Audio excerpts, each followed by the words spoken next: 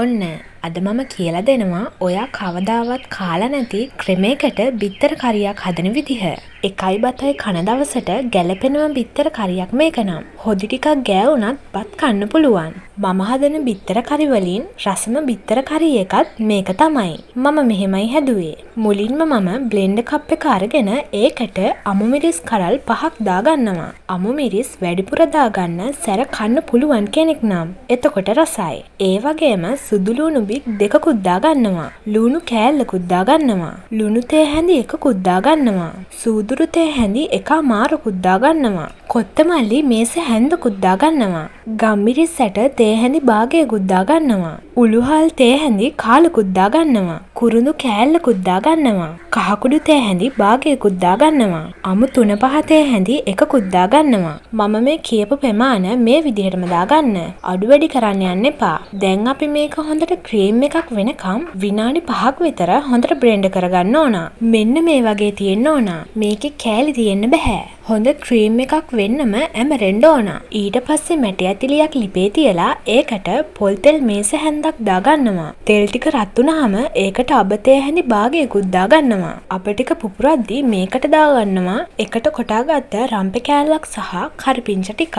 රම්පේ සහ කරපිංචා කොටලම දාගන්න ඕන. මෙහෙම දැම්මම රසයේ වෙනසක් එනවා. මේකත් දැන් සුවඳ එනකම් තප්පර 30ක් වගේ බැදගන්න. ඊට පස්සේ අපි මේකට දාගන්නවා කොටාගත්ත පේස්ට් එක. ඔක්කොම ටික දාගන්න. දාලා හොඳට කලවම් කරගන්න. අපි මේක අඩු ගින්දරේ විනාඩියක් විතර තෙලෙන් හොඳට බැදගන්න ඕන.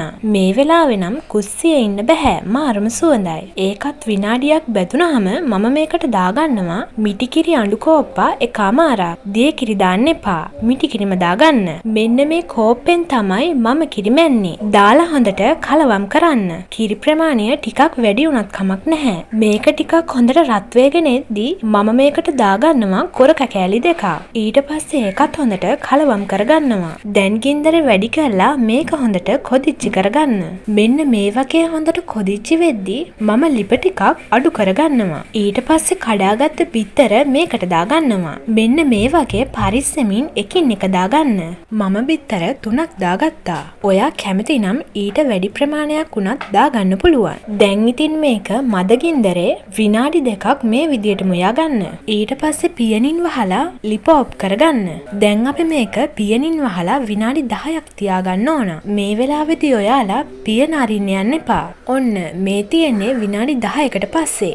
ඔන්න එහෙනම් අපි වෙනස්ම ක්‍රමයකට බිත්තර කරියක් හදලා ඉවරයි. ෂා මේ බලන්නකෝ නියමෙටම තියෙනවා. දකිද්දිත් කඩට කෙල උනනවා. එකයි බතයි හදන දවසට සුපිරිම බිත්තර කරියක් මේක නම්. මාරම රසයි මේක නම්. මේකේ හොද්ද උනත් පොඩ්ඩක් ගෑවුනත් බත් කන්න පුළුවන්. එහෙනම් ඔයාලත් හදලා බලන්න. මම ගිහින් එන්නම්.